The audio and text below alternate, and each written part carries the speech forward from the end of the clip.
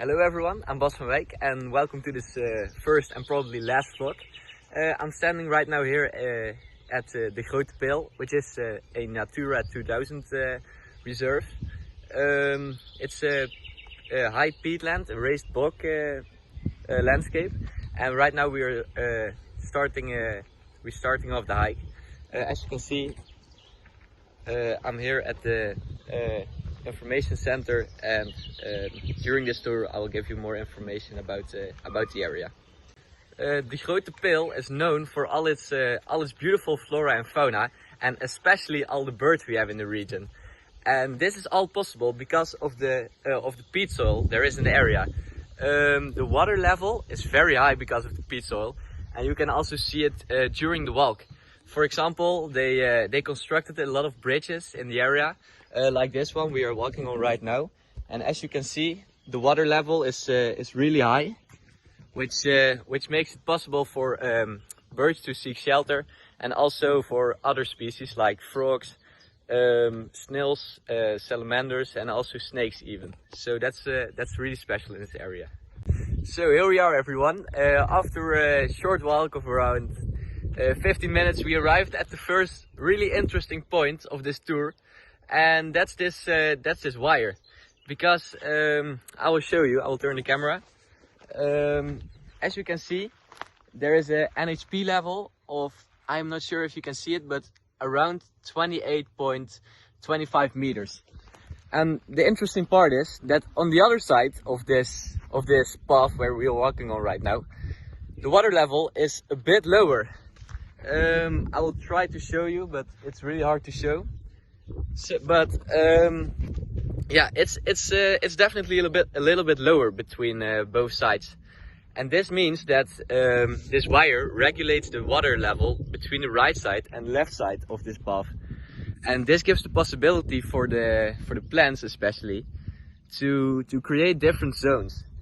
So at the left side of me we have a more drier zone with especially different type of bushes, while here on the right side we have a more wet zone with especially the most common type of plant is the peat moss. So that's really special of this area, and this is also constructed, this wire and this path, around 10 years ago by Staatsbosbeheer. And they created this path to create those different type of zones all over the area. So that's a really cool construction of them. And we will walk right now to the next interesting location. So we already walked quite a long time, and it's really hot, but we have a lot more to go.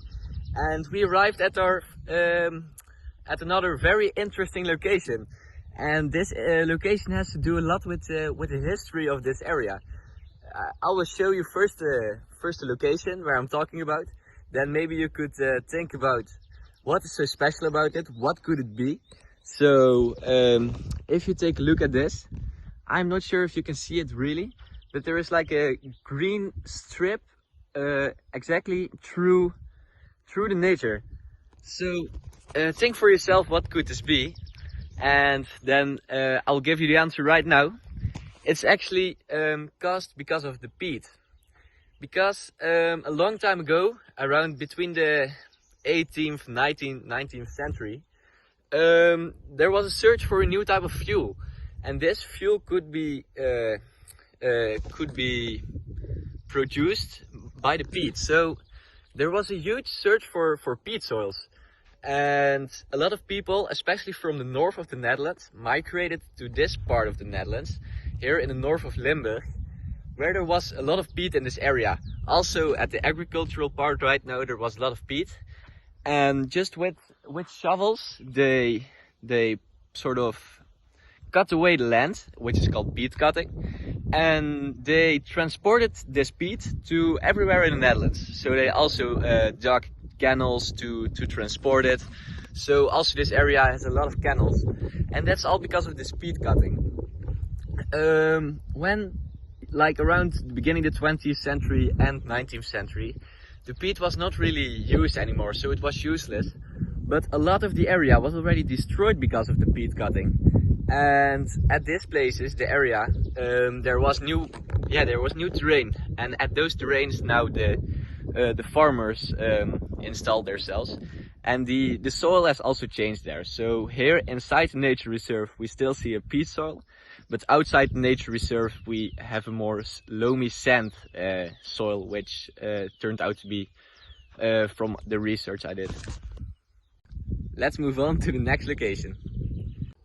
So we already walked a long way, and we finally arrived at the border of the nature reserve. So here we can see the border between, at one part, the nature reserve, and on the other part the agricultural land, and I will show you it in a minute. And these two are separated by a dike, and right now we are standing on this dike. I will try to show you to the camera, and as you can see, at the left side the ground level is much lower than at the right side, and this is all caused because of the dike. We also are standing here at the dam with the dogs, as you can see. And if we analyze this dam, which we also did during the case study, you can see that the NHP meter at this point is 28.15, while at the other point it was 28.25. So this means that the water level in the park is much higher than it is here at the border of the park. So what I wanted to say is that the dams here in the region really affect the area, and also this dam really affects the area, because of this dam the groundwater table here in the reserve, it's much higher than it is in the agricultural fields. And this is both for the nature reserve as for the agricultural fields really positive, because over here at the nature reserve it prevents the region from drought, because before the construction of the dike and the dams the region was really dealing with all the drought problems, and the water level was much lower than it is right now. And on the agricultural fields, all the rainwater from the peat soils was leaked towards the sandy soils here in the agricultural fields, which made the groundwater table much higher back in the days than it is right now.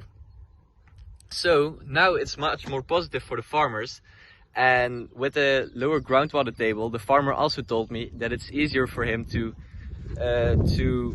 think about which crops he needs to use and how much water he needs to use, because the groundwater table is also much more equal and constant right now than it was in the past. So it is both for the nature reserve as for the farmers very positive.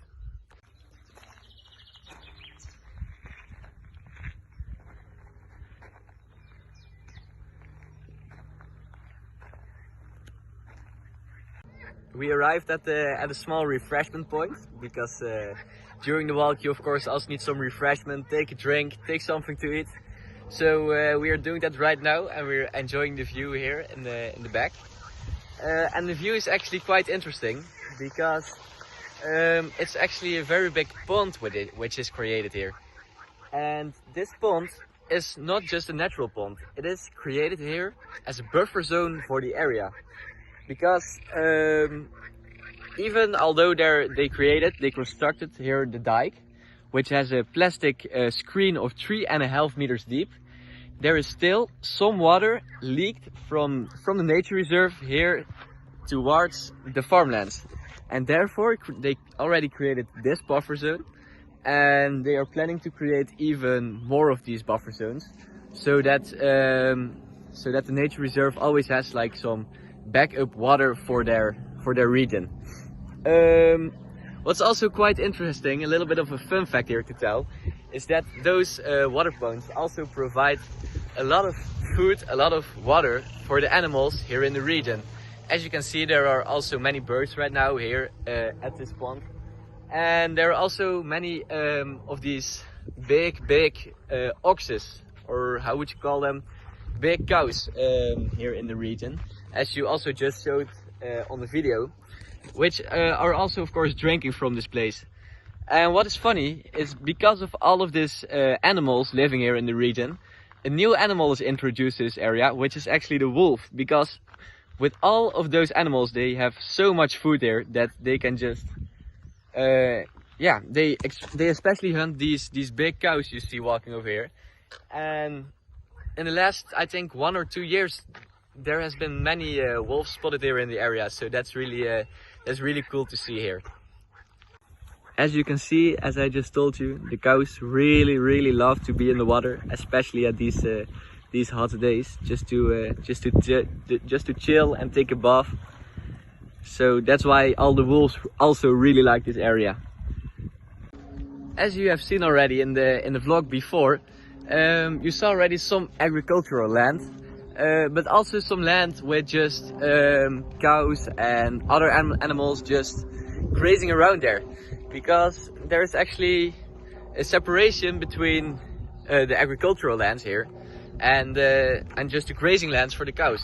And this was already the case a really long time ago, because when Napoleon was here in the Netherlands, he already used this area to feed their horses.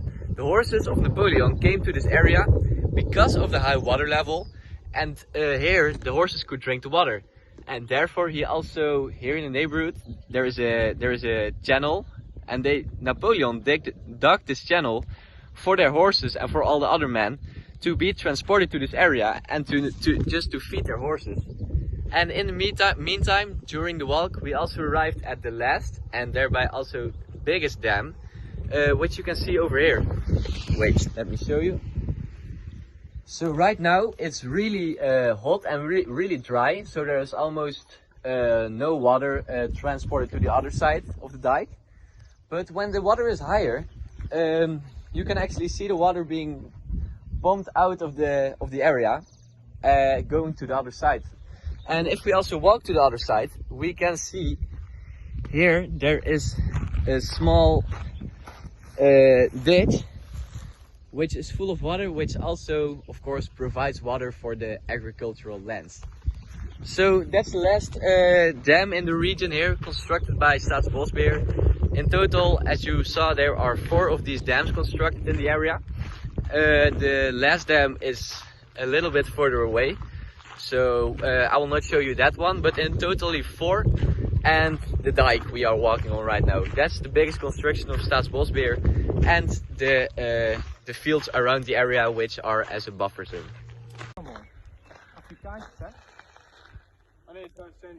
So we arrived at the final part of this hike of today. I just wanted to show you one more thing, and that is just all the effort Staatsbosbeheer and the information center here put in this area. For example, over here, wait, let me walk into the bush a little bit more. They have these bird houses all over the place, and they really take care of the flora and fauna here in the area. And yeah, I'm really curious what is going to happen with the water level and the development of that in the future. But for now on, we will just enjoy here the area. So I hope you all enjoyed the vlog, and that you learned a lot about this area, and I hope to see you guys later again. Bye bye!